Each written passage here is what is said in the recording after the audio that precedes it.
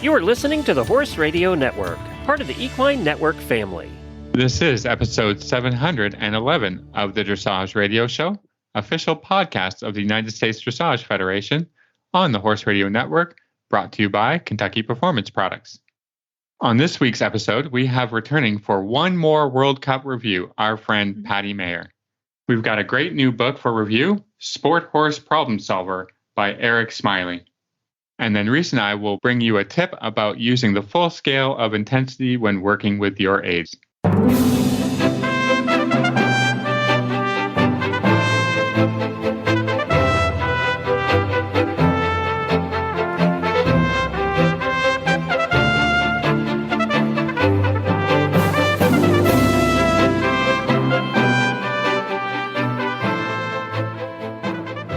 This is Reese Koffler-Stanfield from Georgetown, Kentucky.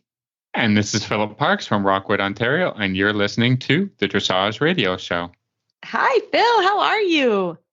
I'm great. And you know why? Why are you great?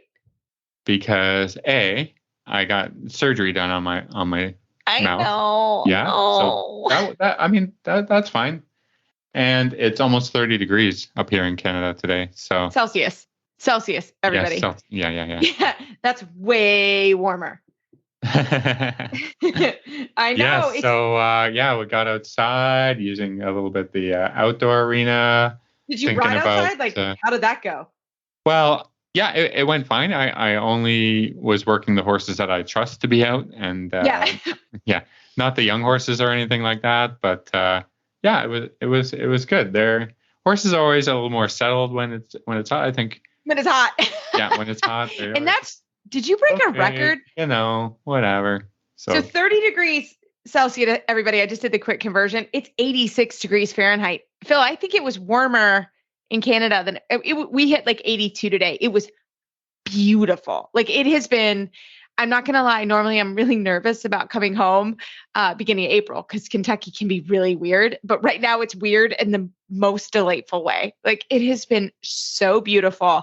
I also was outside today. I was like, I can't be inside. It's too nice. Like it was beautiful here. But 86 was warmer than here. And I had to break some records. Yeah. I'm pretty sure that I don't have confirmation of that right now. But and then perhaps next week, Tuesday, they're calling for some snow. So yeah, it's a really weird time. Yeah. A weird time. So Phil, just because everybody, I don't know if you heard me make fun of Phil from when he was in Florida. Did you use sunscreen and apply it appropriately?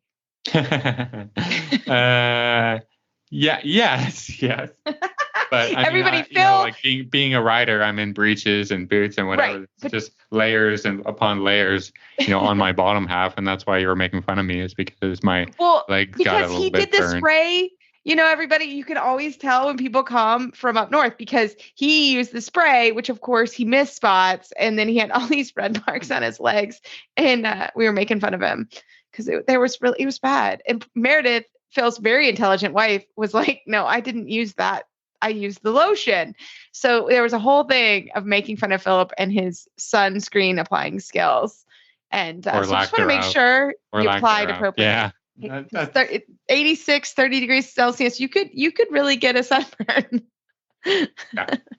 All right. I'm teasing you, but I am so glad. I'm glad. I think probably everyone was able to get outside. Oh my gosh. Isn't that fun? It's like the horses are so happy. I actually hacked a couple horses today too. I had one horse. We actually have a horse show next week and he was so good yesterday. I rode through the test and I thought he deserved a nice day outside. So we hacked with a buddy and that was fun. And yeah, it was good. We're going to also have I know they all feel good when they can go out and get a little grass and their blankets are off. And so that's, yeah, no, it's literally sun's out, guns out here. Like the horses are loving it. Yeah, it's been great. We are supposed to kind of change, but literally, we have to have muzzles on, because the horses have been no grass and it's so beautiful and green here that we're like, we need muzzles.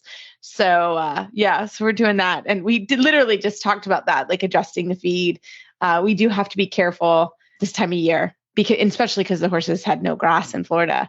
So we're a little bit careful, but they're all having a blast. We can't even catch them. They're just like feral. They're like, we live outside now.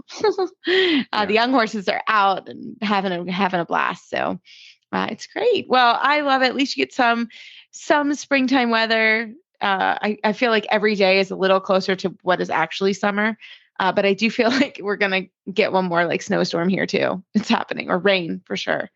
For sure during Land Rover, it's going to happen. It's saving it up. Land Rover tends to be a bit wet in my recollections of the years. In the Derby. Land Rover Derby. Yeah, it's always a little wet here. So we're going to hope not. We're going to hope this whole beautiful weather streak comes on. But we have a fantastic show.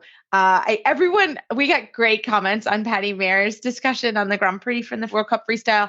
And we weren't sure she was going to go back, but she did. And I think you're going to love her interview. We laughed. We really enjoyed her commentary. It's fantastic. So we're going to have a break from Kentucky Performance Products and come back with Patty Maier on her review of the freestyle at the World Cup. This Nutrition Minute is brought to you by Kentucky Performance Products, the company that simplifies your search for research-proven nutritional supplements at kppusa.com. Have you heard of Saccharomyces boulardii? It's a yeast, a type of probiotic. Often referred to as S. boulardii, it benefits your horse's digestive tract in several different ways. One unique property of S. boulardii is that it supports the stimulation of something called brush-border membrane enzymes that are found in the intestinal lining. These enzymes help your horse digest starches and sugars in the small intestine. When the sugars and starches are more completely digested, fewer of them escape into the hindgut, where they can ferment and cause imbalances that lead to colic, diarrhea, and laminitis. Saccharomyces boulardii is found in Nalox Advanced, made by Kentucky Performance Products. Nalox Advanced contains a blend of yeast, fermentation solubles, and stomach buffers. These ingredients work together to maintain your horse's digestive tract in peak condition. Nalox Advanced is recommended for horses of all ages and stages and is fed on a daily basis. This Nutritional Minute has been brought to you by Kentucky Performance Products. You can find all of their terrific products at kppusa.com.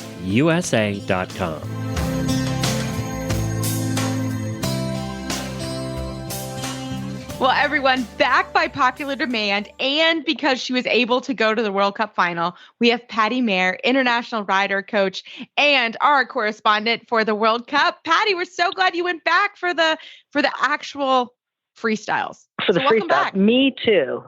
Thank you so much. Yeah, I went back for the freestyle on Friday night, the vaulting on Saturday, and the jumping on Saturday. And it was so worth it.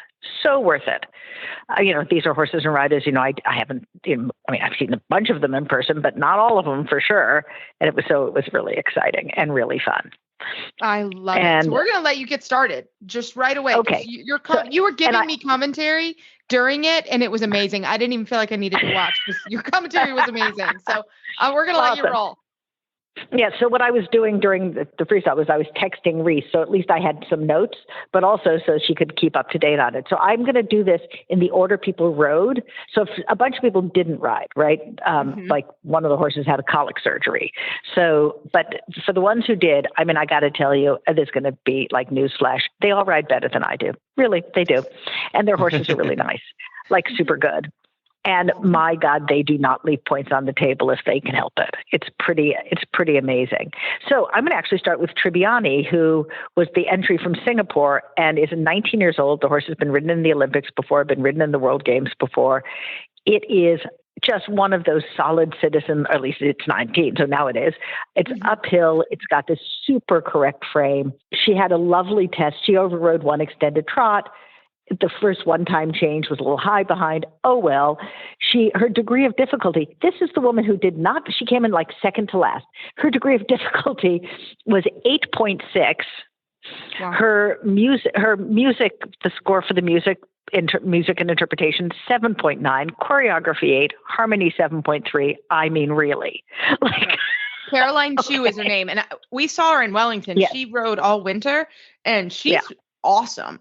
She's really good. She's of course learning, but she's really good. Yeah, I mean, I actually want, she's one of those riders who, and I mean, she rides better than me, so whatever, but I still want to put her on a lunge line and get her legs longer because she tends to get her knee a little high. But she has a beautiful aiding system, and it's very classical, and the horse is super happy in its work, and bless her. Then the next one. The next one is this woman, Justina, on a horse called Nabab from Lithuania. Mm-hmm. Oh my God, they brought the house down. Seriously. Wow. They had the most popular freestyle of anyone. And it was spectacular. They did it to Star Wars music, which is, you want to say a yawn, but she started out with the 20th Century Fox logo music. And so, which is fantastic. And then she chose great bits and pieces. I mean, obviously there are a million Star Wars films. She chose great bits and pieces and did them in a super smart way. So it was very big. I mean, the horse is a big, powerful horse. It was very, very big for passage and passage half passes. And then, not so much for other things. I mean, she used themes. So it wasn't just that she was using, so every time she passaged, she had the same theme going, which was, I just thought, lovely. In terms of the horse itself, really nice half passes, both trot and passage. The piaffe is a little blah, and at least, how, I mean, again, this has never happened to me. Like the horse is a little bit high behind and a little bit low in front in the piaffe. It was a little bit that way, which I don't think it was in the Grand Prix, but it was in the freestyle. But the choreography included, a 1.5 pirouette, straight into twos, to a pirouette, to an extended canter, to a pirouette, to one. No, I mean, insane. These people were insane. And she had this huge grin on her face. She had literally the crowd was on its feet when she was finished, on its feet cheering. Awesome. It was great. Like I get teary thinking about it. It was bold. It was fun. It was wonderful. She got a 73.693, degree of difficulty 8, music 8.2, which I think was a ripoff. I think that music should have been higher, even though I'm sure they're right on the degree of difficulty in the things they know. Choreography 8, harmony 7.4. So, I mean, I just thought the music was spectacularly good. I'm going to say probably one of the 3 best of the evening. Then there's a woman whose name, and I'm going to mispronounce everyone's name. I'm sure Justina is not called Justina in Lithuanian. I'm sure that it's something, a little bit different pronunciation. This is going to be true throughout, so I apologize. A woman called Jorinda from Belgium on Chameur, and I'm sure I just pronounced everything except for the word Belgium. I thought the music was sort of blah. I really did. I mean, it was sort of generic. The piaffe was, again, that little bit, how when the piaffe is just that tiny bit, like they're not really bending their knees and elbows, it was a little bit that, again, far be it for me to criticize, it was fine.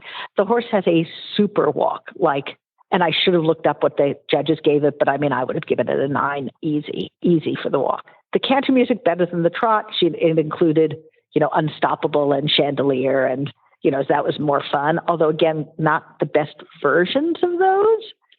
Changes a little high behind, first pirouette a little bit on the middle, but then she ended up, and this is what's important to me, you need to have that good ending. She ended up, and I don't know the real name of the song, but with the final passage up the center line was to I'm Alive or I'm Still Breathing. I'm sure there's a real title to that song. So the music got better and better. So degree of difficulty, they gave her an 8. The music, they gave her a 7.9. And I have to say, I thought for my taste, even that was a little generous because, again, it just seemed generic. Mm. And if you're going to give the previous one an 8.2, it wasn't just a 0.3 difference. Choreography 7.8, harmony 7.1. Then there's a woman, Morgan from France, who's also you saw in Wellington a lot on Sir Donahall. So I'll tell you, these people are ballsy about how they choreograph things. And you can see the choreography because they, it's all with the judges. So you can see it on the scoring app. So you'll be able to take a look at how they choreographed it if people are nerdballs and interested, as I am. Anyway, she begins with an extended canter to a pirouette to a zigzag to a pirouette. Whoa. Because of course you do, right? Yeah. Wow. The horse is elegant. The changes are ginormous. Like I would say almost too big because he launches himself in the air and then lands a little bit. So it almost looks like a rear through. Wow. But the judges, I don't know I should look and see what they did with the changes. He's super elegant. he does. Everyone had a fake tail, I think, maybe except for Isabel, but everyone had a fake tail in. And this one was huge. Like it was the hugest fake tail ever. I'm sure he has a nice tail normally, but like then you added essentially a small car's worth of hair at the bottom. And it seemed to bother him a little bit. And it didn't look very natural. So anyway, there you go, my fake tail thing. And not that I don't love them, but anyway, it just seemed to bug him. So you kind of was distracting. Piaf was a little bit earth-pound. Passage, what made up for it, fabulous. He does, because his canter is so big, he slows down a lot in the pirouettes. Every horse slows down in the pirouettes, right? Pirouettes, not 3 beats, right? In general. Right. This horse really slows down in the pirouettes. He sits, he's very, very, he really separates his hind legs, but it is significantly slower, which I thought was sort of interesting. I don't know if that's good, bad, or indifferent. I just comment on it. He had a little sorry, bobble or two. I was just going to ask you, does the music follow the tempo of it? Like not as much as it could. Yeah. Okay. Yes, but I think if I was doing the music for that, like I'm an expert on this, I would have slowed that down. I would have just acknowledged it and inhabited it. Do you know what I mean? Musically? Yeah. Owned it. And I'm not sure they did enough. And then she had a couple of little bobbles in the changes and one into the Piaf, and who cares? It was lovely. And I have to say, this is the only horse, though. So she finishes and everyone breaks into applause, as they do at the end of all of them. And this horse said, "Peace out," and spun. And I got to tell you, this woman can ride. Wow. Because I think she was on a dropped rein, and he was like, "Yeah, forget it." And seems like they're attacking me from the stands. Yes. Anyway, she did great.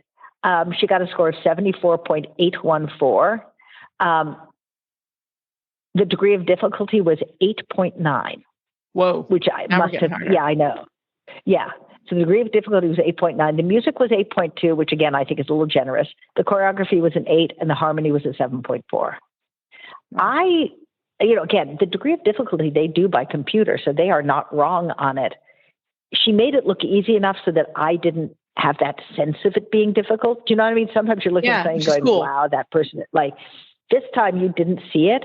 The frame is so good. If you're going to have a negative comment about spectacular animals, he does flap his lip a tiny bit. And I wonder if the judges care. And I don't know.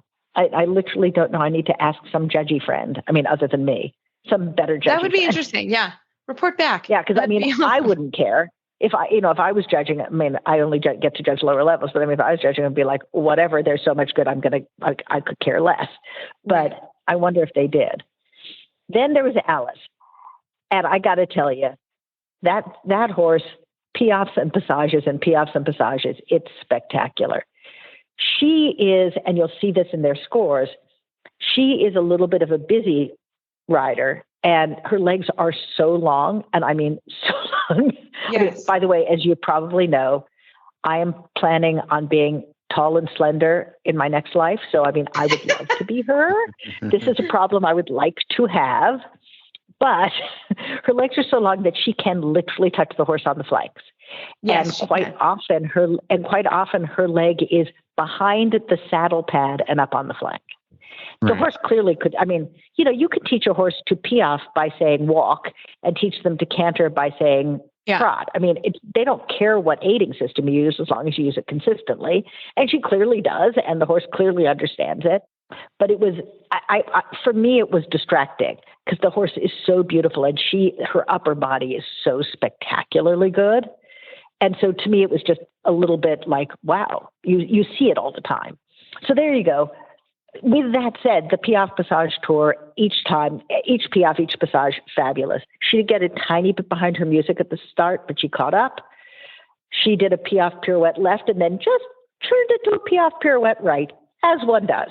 And it just was spectacular and easy looking. And that's the key, right? You want all these things to be super hard on the DOD, on the degree of difficulty. and then look like you are smoking dope and hanging out at the beach. And in fact, her degree of difficulty was an 8.9. Wow. The degree of difficulty was 8.9. The music was 8.3. Again, I thought a little high. Choreography an 8, harmony 7.3. And my guess is, because it didn't look obviously 8.3 is fabulous. I'd love to get that.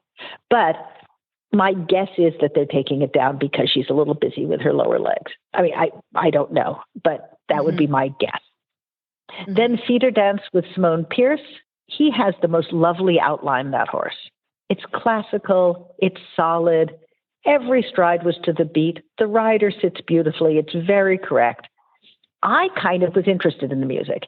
It was kind of contemporary or clubby sort of versions of a couple of rock standards. Well, or at least some of them were, including I Can Feel It Coming in the Air Tonight. Like, do you know what I mean? So, which is, of my era. But then the actual version of it was a much more contemporary version. The music transitions were great. And everything she did was pretty much on beat, especially the ones she just boom, boom, boom, boom, boom. She ends with a canter pirouette to a piaffe pirouette to an extended trot with one hand. Again, as one does. She got a 76.811. Her degree of difficulty was an 8.7, music 8.5, which I agree with, harmony 7.8, choreography 8.4. So of this group, they've liked her choreography the best. I mean, look, this is all one of those, this is all fangirl stuff, right? Right. They're going, yeah, I can do that. Not, I can do that. Not happening. And I mean, I have several Grand Prix horses, and I'm a pretty good rider. And yes, not doing that. Yeah, not doing that. Right. So now I'm going to kill someone's name. Her name is Talmar Zwestra on a horse called Ich Weiß. I know how to pronounce that. Yeah, the horse. Only 10 years, right? Who's only 10 years old? Because you bring a 10-year-old to the World Cup. Yeah, right. Normal. Normal. Old-fashioned horse in kind of the best possible way. So a little more Gelder. I'm sure it's not, but a little more Gelder looking than you like that than though. modern. It's your favorite, as you know. It's my favorite. It's my favorite. And super good, smart music to start with. She started with Another One Bites the Dust. Fun. Great. Yeah. Totally fun. And, the rhythm was good. It was perfect for the horse. And then she ends up with kind of generic music through the middle of it, through most of it. Then she has kind of Under Pressure for a while, but not a great version of it, sort of generic We Will Rock You. Then she goes to Spanish music, which seemed insanely weird to me. So, and again, this is where I disagree with the judges. With that said, who cares? The piaffe and passage were active and solid. The twos had some mistakes. Who cares? Bold extensions. The ones were on the beat. Beautiful extended walk. Rooted a tiny bit in that, but still really big. They did an extended to piaffe, which is great. Final center line was to Queen. Nothing Really Matters, which I thought was weird.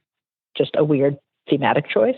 Does nothing really matter when you're coming up the center line? I think they things do. Anyway, she ended up with a 78.2, degree of difficulty 9.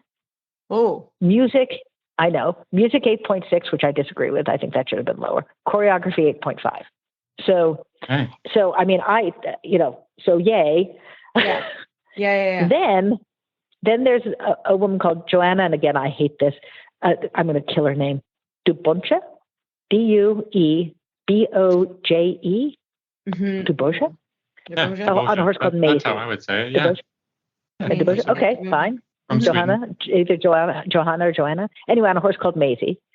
Again, giant fake tail. I mean, too fake. It's bad what I'm commenting on in my notes. It's kind of like, oh, that woman had her lips done. I mean, that. Right. That. Yeah. Again, too so much. When it's obvious across. Too much. Yeah, too much. Anyway, so the music was interesting to me. It was, and I bet you it was supposed to be Appalachian.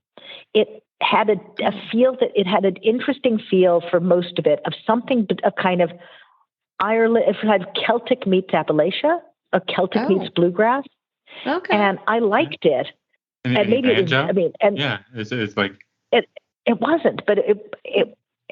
And again, this was my feel. I mean, I'm not educated enough to really know what they were doing, but that was the feel for it for me.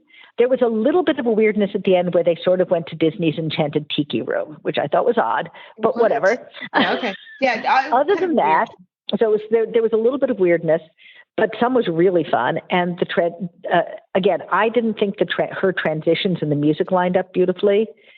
To me, other than she had one break and one extension, to me, she felt throughout. And again, this is me criticizing my betters, so whatever.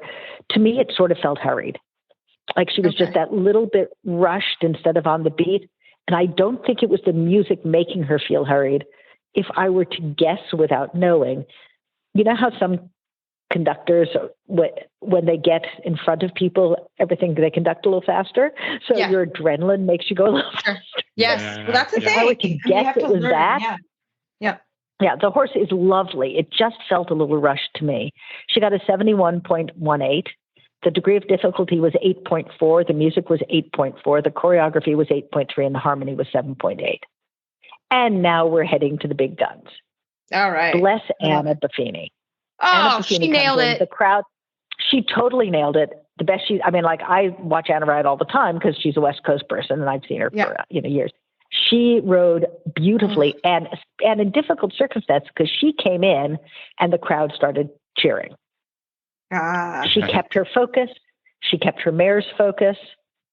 I mean, really good. She had one like tiny little bobble in the canter transition, but then recovered to this beautiful pirouette. You know, I would say that maybe the pull was like microscopically low at the beginning of the ones, but then another beautiful pirouette and extension. There's one transition to the passage that I thought didn't quite match the music. The walk is choreographed on bending lines, which I think is smart. She even maneuvered in the piaffe and still got a beautiful piaffe. I mean, Anna rode so well and so focused. And, she's a good performer and obviously a phenomenal athlete, but she didn't lose any of it. She didn't lose any focus. So degree of difficulty, 9.2. Music, 8.6. And Anna sings in it, by the way. Mm-hmm. Yeah, it's beautiful. Yeah, she talked about it on her interview here too. It's awesome. Good. Music 8.6, choreography 8.5, harmony 7.9. Then Isabel. So Isabel, again, Isabel being Isabel, right? By the way, I think it was all Bonnie Raitt covers she did. I'm pretty sure it was all that. I mean, it was mostly Bonnie Raitt covers for sure. And I love Bonnie Raitt. I was a little surprised at how much the judges liked it, but I liked it. I mean, I like it because it's my generation, but I guess it's the judges' generation too. Sure. She does, as again, one does, a piaffe to a canter pirouette. She does, she goes from halt to piaffe. Her extended trots are uphill and carrying and powerful. She got ahead of the music for a little moment, but of course she fixed it. Yeah. I thought the ones were a little bouncy behind, and the walk is for sure dodgy, and I'll tell you about that in a second. I mean, for sure dodgy. So again, canter pirouette to piaffe, as one does. She did a naughty, which is I think, and I now I want to go back and read the rule. You're not supposed to encourage the audience to clap. But she's Isabel. And so I was going to say, she does it all the time, I think. Yeah. She does it all the time. So what she did is, I'm sure she banged on the horse's, in a pirouette or something hard, right? She starts banging a rhythm on the horse's shoulders with both of her hands. Not in a mean way, just in a kind of, she's like tapping his shoulders in rhythm and nodding to the crowd. So of course she gets everyone clapping along. Yes. The judges clearly either didn't know or didn't see it or didn't care. Exactly. Or it's not violating the rules because maybe she didn't take her hand off the reins or something. Whatever. She got an 85. She can do whatever she wants, pretty much. She can do whatever she wants. Yeah. She got an 85.761. Degree of difficulty, sit down for this, 9.7. What? Music, 9.9. Wow. And I did go, because the walk is dodgy. I did go and look at the walk because the first day the judges had given her a 5.4, collectively of the 7, a 5.4 on the collected walk, which I thought was too much, and a 6.5 or something together on, or 6.4, 6.5 on the extended walk, which I thought was too much. This time they did give her a 4.7 on the collected walk and a 6.1 on the extended walk. And she still got an 85.7. So, because She is who because she can do that stuff. And I'm glad they liked the music. I don't think it was 9.9. I mean, That's pretty like amazing. I thought it was That's very a really good. high score. I mean, That's like, pretty it's amazing. Yeah. almost perfect. Yeah. Well, wait for a second because then Delaria came in. Yeah, because I was She going to say, had if you go French- 9.9, like you only Yeah. got a little bit to go. Yeah. So she has kind of French cabaret music, Mm-hmm. just lovely, perfect for the horse, light, rhythmic, and that the horse is so much like a dancer. The piaffe is amazing. The extended trot, I mean, like a dancer. She's not the most powerful horse, right? But everything is rhythmic and uphill, and the frame is just a tiny bit open in the throat latch, and just as lovely can be. And she did as one does. Canter to passage half pass to piaffe to passage half pass to piaffe to passage, absolutely on the music. The music absolutely fit the horse. She got a 90.482. The degree of difficulty was a 10. And again, that's done by computer. So that's not the judge's opinion. The degree of difficulty was a 10, and the interpretation was a 10. The music was a 10. And I have to say, I agree with that. I mean, I know that everyone cares that I agree with them, right? But, Yeah. I mean, amazing. So there you go. Okay. So Stefan, halt wasn't quite square. I mean, everything sits though. The passage sits, the piaffe sits, the canter sits, the trot sits. I mean, it's the horse who has the best hip rotation of them all. He did again, canter pirouette to piaffe. He had a tiny little bobble in the pirouette. He does walk to piaffe, so soft, so easy. He does a very oblique trot half pass to the right. I mean, this horse is 18.3. He does the half pass from K to P. Wow. And it just dances across. The passage was way better than the Grand Prix, I thought. He's still using Ravel's music for the most part. And then what he does is tweak it, and he's tweaked it through the years. This time, the tweak was to add a rap at the end, which was a kind of homage to the crip walking horse from Tokyo. Yeah. And that was Too. That was cute. The audience was on its feet. I thought he was underscored, and the audience really thought he was underscored. He had, and by the way, again, this does not suck, 83.921. Right. Here's I think what got him. His degree of difficulty is a 9.4, and the music is a 9.5, choreography a 9, harmony 8.8. So, I mean, to me, it was the best I've ever seen that horse go. And again, I love Stefan. He's a friend. I get to ride with him, so I'm insanely prejudiced about this. Right. But I thought it was the best I've seen the horse go, and I like that horse. He was straighter in the piaffe passage. He was straight in the changes. He just looks more powerful. He looks super comfortable in his work. He came in fourth. Now, Zephyr. Mm-hmm. Very classical. Piaffe, very, very classical. Slightly irregular in the first passage. I mean, slightly. And then of course, does a piaffe pirouette and the passage improves. Super soft canter transitions. Super peaceful. The music, the horse, absolutely solid and peaceful looking. The ones were absolutely on the beat. She did a very conservative piaffe fan. 87.146, degree of difficulty 9.7, music interpretation 9.8. So, I mean, to me, it's a degree of difficulty thing. That's. I mean, because I was like, why isn't Stefan on the podium? Because it just to me looked so good. And the answer is the people who were on the podium had a degree of difficulty of 9.7, 10. And 9.7, and his degree of difficulty was 9.4. His music is 9.5. The others are his music interpretation. The others are 9.8, 10, and 9.9.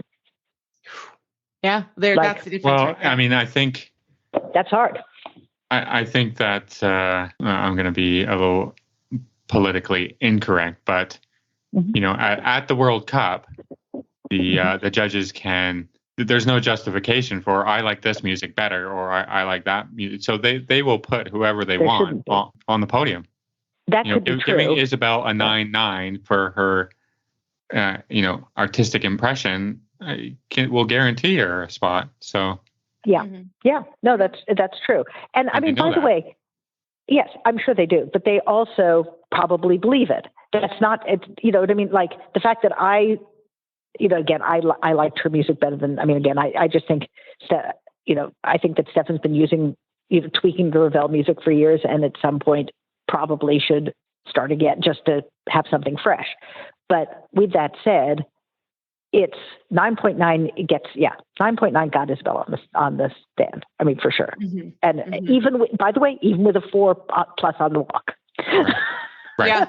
Yeah, that's right. Because while you're filling out the judges' scorecard, you're like, 4. She's got to make up for it somewhere because we want her on. Yeah, but I don't. I think that's overly cynical, personally. Okay, I do. I'm a bit of a conspiracy theorist, and about freestyles and interpretation of freestyles, and yeah.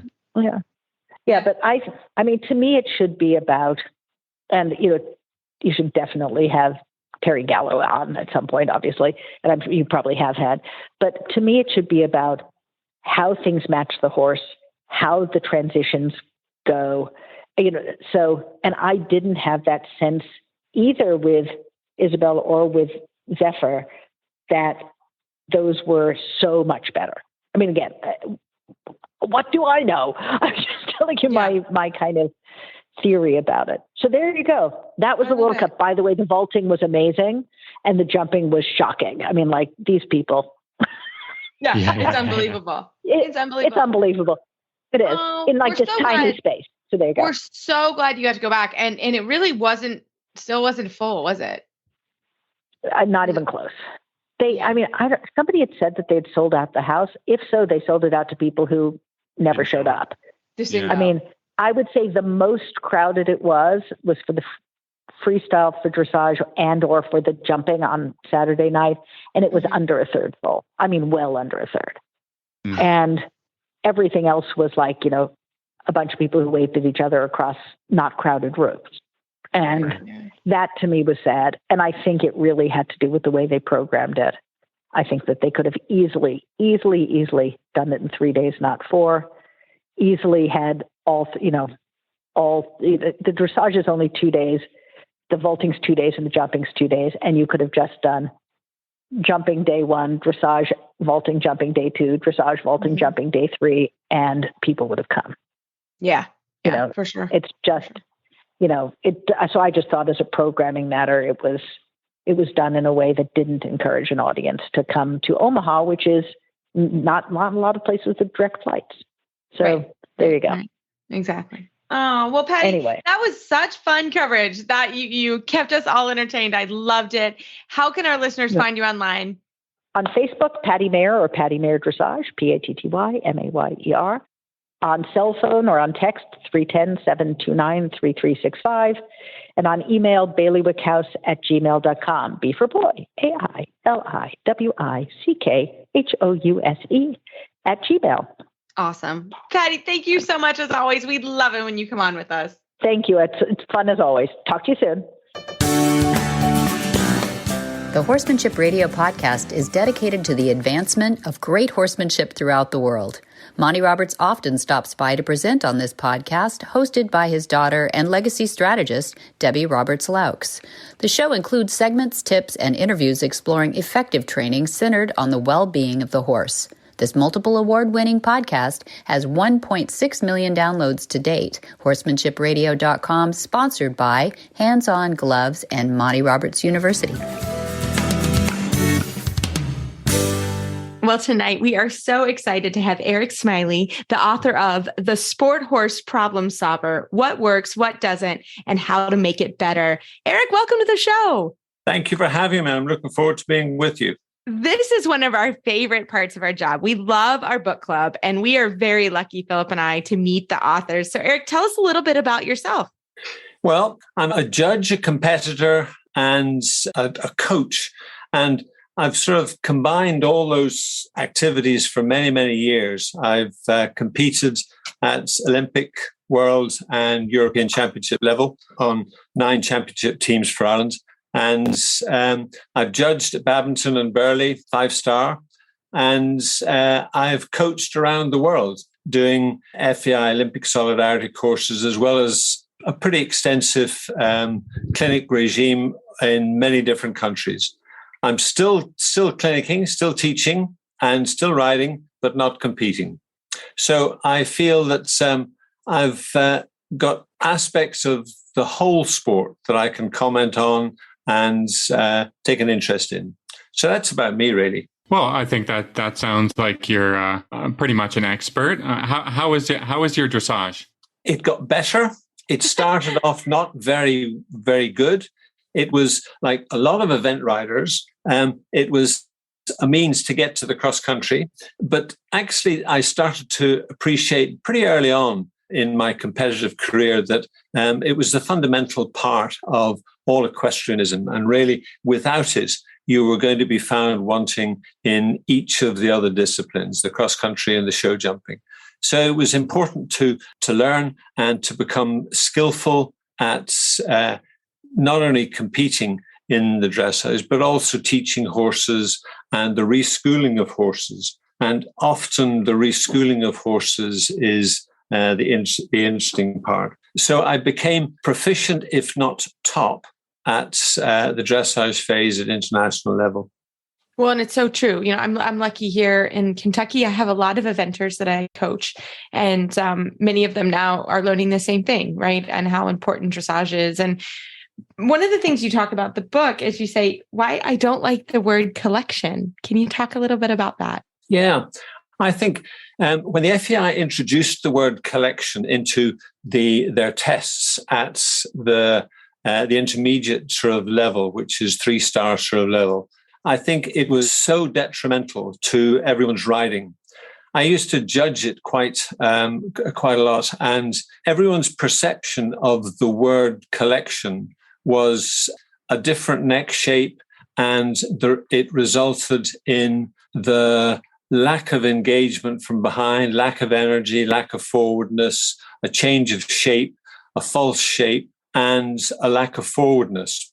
So the word collection is really misunderstood by the majority of riders. And when I say the majority of riders, if we sort of take it that about 95% of the riders do not compete at the elite level, then the second you mention the word collection and it's misunderstood, then you have a huge number of people who are trying to ride their horses in an incorrect way because of that misunderstanding. And I take that even further in all my teaching and everything I write about. I think one of our responsibilities in our coaching, well, you can include judges, coaches, and riders, is the use of language and the understanding of the words that we use within that language. If we misunderstand the words and the words aren't understood clearly by the participants, then the one to suffer is the horse. And one of the words is collection. Yeah, I think people assign it a different meaning than what was the intention of the idea of collection. And I think you can tell me if I'm right or wrong, but people just start putting the brakes on and, start trying to rev the horse up into taking slower steps. Yeah, and they also tend to, if they haven't educated the understanding of what the bit means to the horse and what a rebalance means, then you also get the situation that people will bit a horse to try and shorten the front into a frame that looks collected, but actually is not collected. And in doing so, they slow everything down to such an extent that they have no engine.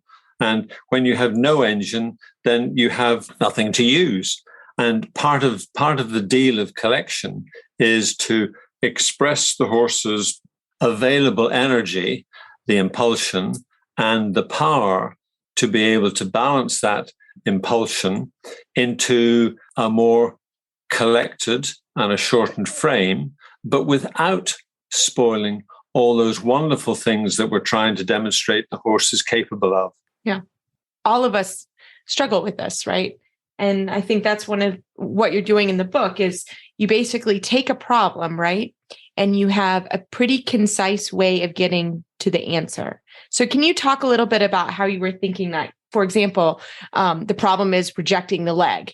Yeah, if I sort of give you some idea where my mindset went to start off with the book, it's very much like a clinic. In a clinic scenario, as a coach, I will look at the people in that group of riders, and I have to be very quick at analyzing where their main problem lies. Then I also have to try and find a solution to that problem within my hour and a half, or if I'm lucky enough to have 2 or 3 days at it. But so it's very much the problem solving. It's nice to know where the problem started with. It's nice to know why that's a problem. It's nice to know then what are you going to do about the problem.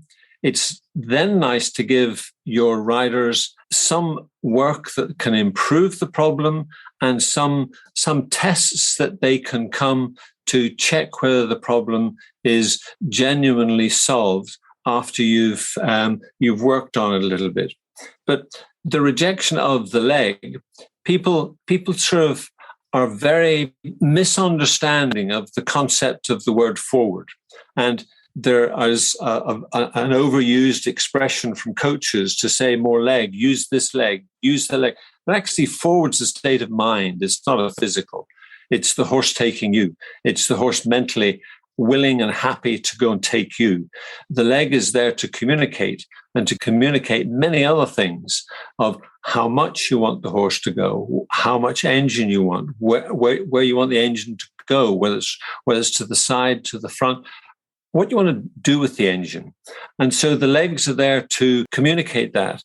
But if we don't understand that as a coach to a rider and the rider to a horse, then the horse misunderstands it and you get resulting speed or a rejection of the leg and an introduction of spur and whip. Neither of those two things are the answer to a rejection of leg. So it's the understanding of the word forward. It's the understanding of the word impulsion, available energy. And it's those concepts that make the start of any education the good start point that all riders should go to. So I guess you've answered one of my questions in what was the inspiration behind this book? I think what you're talking about is some basic problems that you see all the time that every rider could work on a little bit more. For sure. No one ever comes to a clinic and saying, Eric, I'm going really well here. I'm only here just to make up the numbers. Everyone goes to a clinic to say, I've got this problem, that problem, whatever. The way I always start off every clinic is ask people to tell me 2 things they like about the horse and 1 thing that they would like to make better. And it's quite intriguing how people are very unused to talking about things that they like about their horse. They're very used to talking about things that they don't like or don't work. I try and stop them before they even start that and ask them to talk about 2 things that they like about their horse. And some people even get stuck to the point that the only thing they like about the horse is the color, which is really bad start point. Goodness. Yeah. Poor horse. Yeah. I know. Yeah, my goodness. But it's quite intriguing, the number of people that find that difficult to do. And when I say you're only allowed to tell me 1 thing that you'd like to make better, I don't say 1 thing that's bad, but 1 thing you'd like to make better, because that in turn, the use of words is turning it into a positive.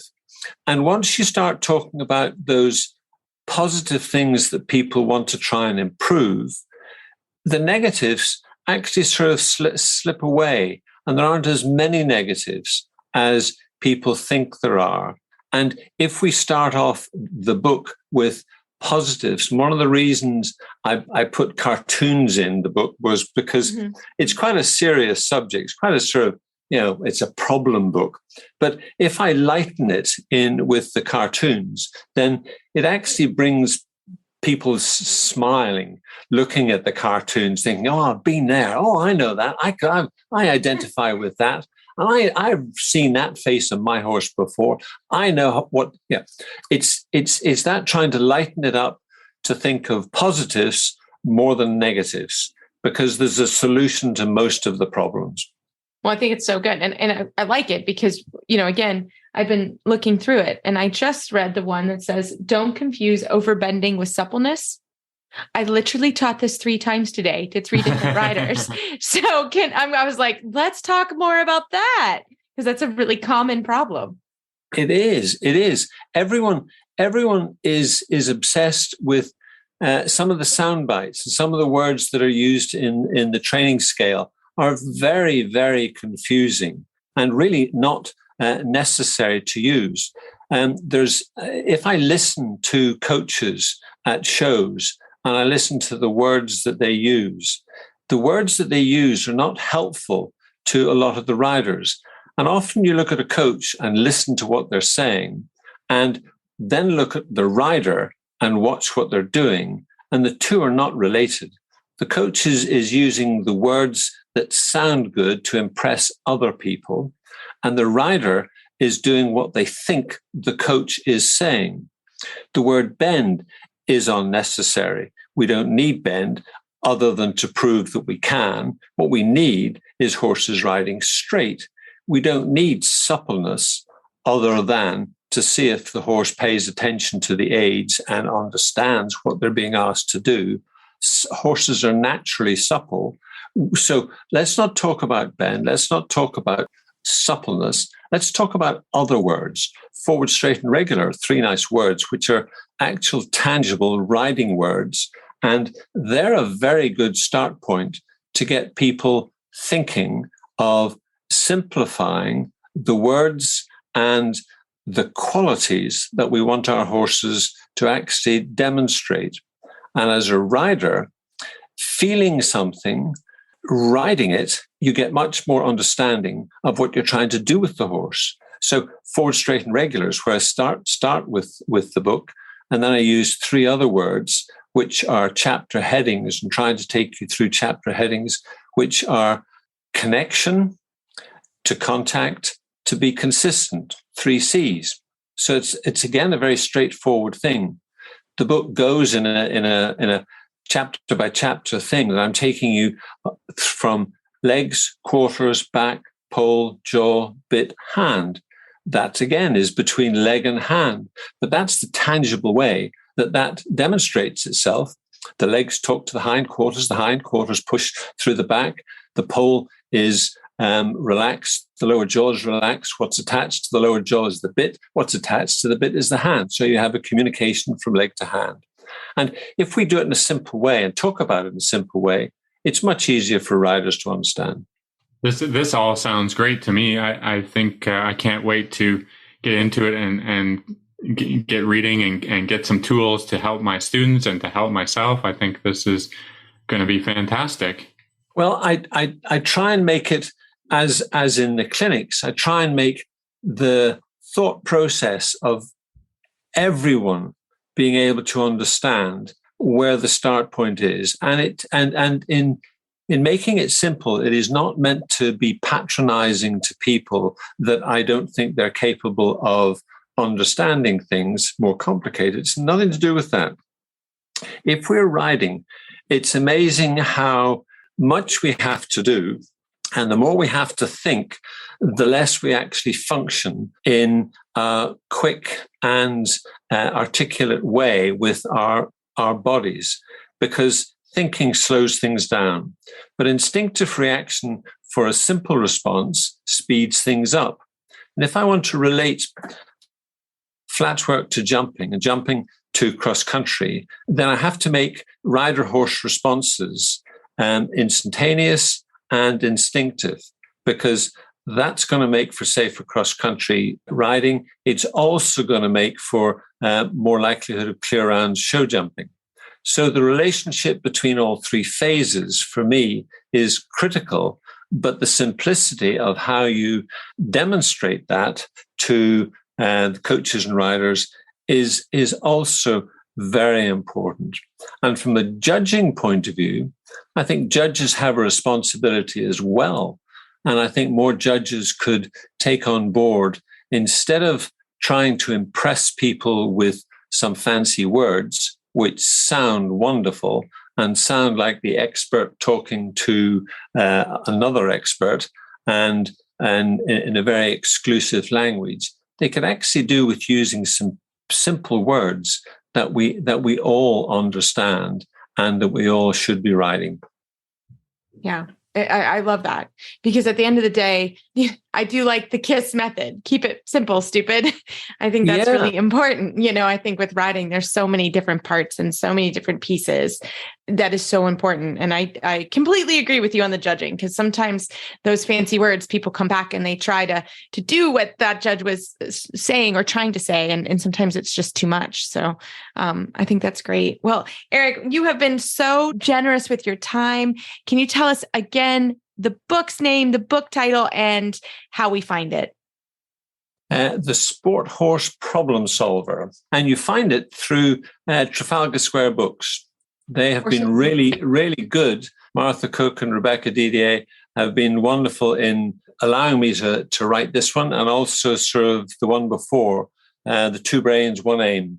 And so I've enjoyed working with them. Exactly. And you can find that at horseandriderbooks.com. Eric, Correct. Thank you again for your time. We so appreciate it. Not at all. Thank you for having me.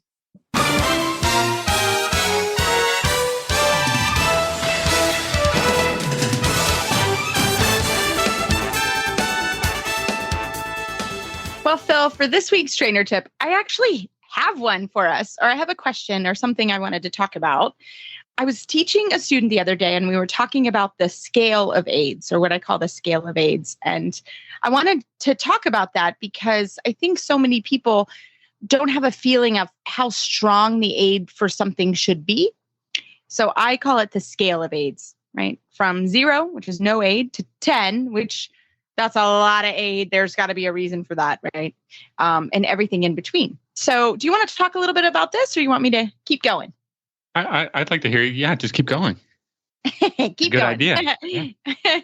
So basically what was happening was her horse wasn't moving laterally off her inside leg. And I mean, she was just kicking. And, we had to move off the leg, and I had her just stop. And I said, 0 to 10, what was that aid? And she said, it's probably a 7. And I was like, well, what happens if you back aid actually a little bit and start more in 1 to 2 range? If he doesn't listen, then tap him with the whip or use a stronger leg aid, which would be more a 5 or a 6.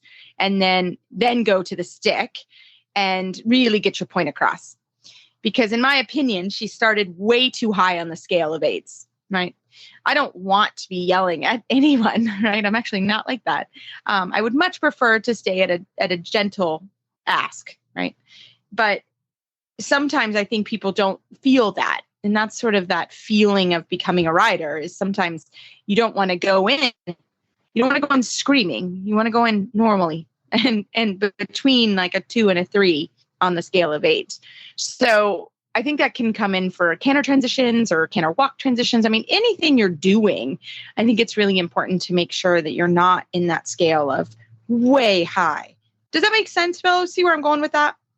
Yeah, I mean, absolutely. They people get kind of into asking a little bit too loud because they don't want to take the time to ask quietly first and then, kind of dial it up, right? And so they kind of get stuck in, like you said, that 6 or 7 where, they're always like, it's a little bit like, what's the point of asking at a 3 if they don't expect the horse to move off of a 3/8. So they're constantly 7, 7, 7, 7, 7, and then they just get stuck there. So yes, I think that's what absolutely. you're talking about. Oh, 100%.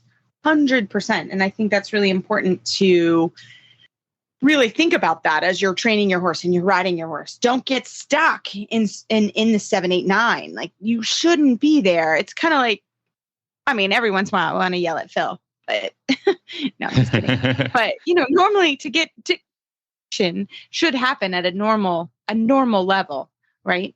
And it's the same with horses, right? If you're screaming at your horse and that's your normal, yeah, you really need to think about that scale. And so as you're riding your horse this week, think about that. Like, where is my scale? Am I starting in a lower scale? And am I taking the time to really make sure my first ask is correct, right? It's dependent on what you're doing, right? But if you're going from walk to trot, are your legs even? Are you pushing with your seat? Are you not have one seat bone ahead of the, again, so it's a loaded question in a way. But when I use a light leg aid, does my horse listen, or do I always have to scream and kick and get that horse in front of me? So, well, yeah, I mean, what I was going to say is that you got to use the lower end of the scale so that you have also tools at the upper end of the scale. So if you're asking your horse to move and they are just ignoring you, how are you going to get them in front of your leg? And what does that mean, in front of the leg? That means if you're using the 8, 9, 10 end of the scale, you have to be galloping. Yes. Right. And so as a rider, I think particularly dressage riders, they want to feel safe and whatever, and then they're kicking away and nothing is happening, right? So, I mean, I see this from riders all the time. Like, you are kicking and nothing is happening, right? Like, I want to see you gallop. And sometimes I'll have to, take out the lunge whip and show riders that, hey, your horse can pay attention, but you have to demand that out of them. Right. And I think that's actually a really valid point, because if you have a horse, I mean, and this is very general, so please go with me, everybody. But when you have a horse that's a little more on the lazy side, right? And this is for me too. I don't like riding fire-breathing dragons anymore, right? And they're a little bit lazy. They're essentially, people are going to say they're more amateur-proof, and I don't mean that in a bad way, because I don't like crazy horses when you put your leg on and they're jumping through the air. However, exactly, they may be just flat behind your leg. And those horses can get a little spicy, and you do have to spice them up. And I think that that's a huge discussion and something that's really important to talk about, because, and Phil and I, any professional will tell you, you cannot sit pretty on a horse that's behind your leg, period. No, will not happen, because you have to have that horse in front of your seat so that your leg can be down and soft and get that horse in front of you. So if you're kicking, I don't care who you are, you're not going to look good, right? It's going to be really difficult to keep that horse in front of you. So that comes back to the scale. If you use your leg, the horse should respond, period. So, just check that as you're riding. That was my tip. Just check your scale. And are you in a normal range? Are you in that kicking and stuck in the mud, essentially, with that horse? And you can fix it. You can fix it. I've never met a horse you can't get in front of the leg. Really, truly. So how about you, Phil? Any closing thoughts? No, I think that was very, very good. And, let's just keep all of our horses in front of our legs, and don't let them, like you said, get stuck in the mud or just get dead to the leg, because, that doesn't result in good training. And that's not fun, actually, at the end of the day. So I hope that helps. Think about your scale this week, and we hope you have a great week. Well, as always, keep your email and Facebook shout outs coming. They make our day. You can find our show notes and links to today's guests on our page at horseradionetwork.com. Search Dressage Radio Show. Like us on Facebook, just search Dressage Radio Show. Follow us on Twitter at Horse Radio. My website is maplecrestfarmky.com, and my email is reese@horseradionetwork.com. The best way to find me is probably through Facebook, or my email is philip@horseradionetwork.com. I'd like to thank our sponsors for allowing us to put on a show. That's Kentucky Performance Products. If you'd like to support our show and the Horse Radio Network, you can do that through the auditor program found at horseradionetwork.com. Everybody, keep your heels down and your shoulders back, and we will talk to you next week.